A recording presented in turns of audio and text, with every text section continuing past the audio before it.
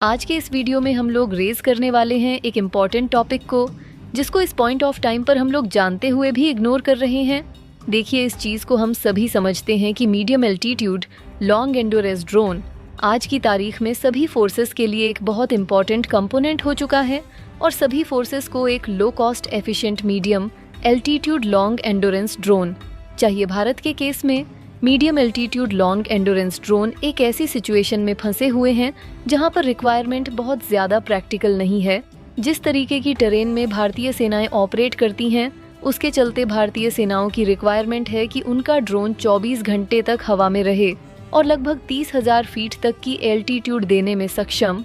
आमतौर पर piston engines को 15,000 से 20,000 फीट की एल्टीट्यूड पर ऑपरेट करने के लिए बनाया जाता है और जब उनको थोड़ा और ज्यादा एल्टीट्यूड पर ले जाया जाता है तो उनकी पास सिग्निफिकेंट नीचे आती है। हालांकि टर्बोचार्जर का प्रयोग करके कुछ हद तक एल्टीट्यूड को फर्द इम्प्रूव किया जा सकता है और पास में कई मेकर्स की तरफ से कोशिश की गई थी कि अगर एक की जगह पर 2 इंजन्स का प्रयोग किया जाए तो कंपैरेटिवली ज्यादा एल्टीट्यूड अचीव की जा सकती है। तपस के केस में डीआरडीओ की तरफ से वह एक्सपेरिमेंट किया गया था, लेकिन प्रैक्टिकल कंडीशंस में डीआरडीओ मैक्सिमम एल्टीट्यूड 2,50,000 फीट ही अचीव कर पाया है और अगर मैक्सिमम एंडोरेंस की बात की जाए तो वह 18 घंटे से कुछ ज्यादा रही है। अगर इम्पोर्टेड प्लेटफॉर्म्स की बात की जाए तो वह 25,000 फीट भी ब्रीच नहीं कर पाए हैं और उनकी भी एंडोरेंस लगभग 18 घंटे की के आसपास ही रही है। यानी कि एक एडिशनल इंजन के साथ में रडी तपस एडिशनल 3,000 फीट की एल्टीट्यूड अचीव कर पाया है, लेकिन इसके चलते इसकी एंडोरेंस कम हुई। डीआरडीओ तपस वाली एक्सरसाइज कंप्लीट होने के बाद में डीआरडीओ की तरफ से सर्विसेज को क्लियर बता दिया गया है कि अगर उनकी रिक्वायरमेंट 30,000 फीट से ज्यादा की एल्टीट्यूड है तो उनको पिस्टन पावर नहीं, turbo prop engines based hello UAV की आवश्यकता है। रही बात मेल यूवीज की, तो मार्केट में इस समय जितने भी अवेलेबल यूवीज हैं उस तरीके की परफॉर्मेंस को एड्रेस करने के लिए डीआरडी की तरफ से आर्चर इजी बनाया जा रहा है।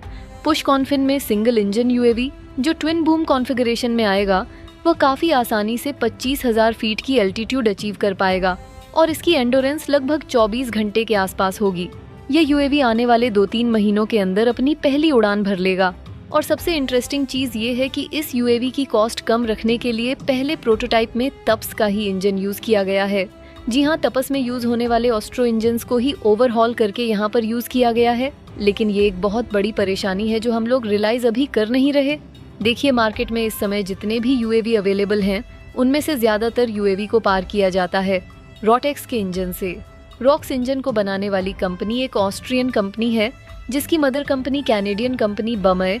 वहीं पर अगर मार्केट में अवेलेबल दूसरे इंजन्स की बात की जाए तो वो ऑस्ट्रो इंजन्स होते हैं और यही इंजन डी टपस में यूज किए जाते हैं। जैसा कि वीडियो में हम लोग पहले ही बता चुके हैं कि टप्स के इंजन्स को ही ओवरहॉल करके आर्चर एनजी में यूज किया जा रहा है। उस हिसाब से आर्चर एनजी में भी यही इंजन यूज किए जाएंगे और इन इंजन्स को बनाने वाली कंपनी को ऑलरेडी चाइनीज कंपनी खरीद चुकी है। यानी कि एक ही मदर कंपनी कैनेडियन है, वहीं पर दूसरे की मदर कंपनी चाइनीज है।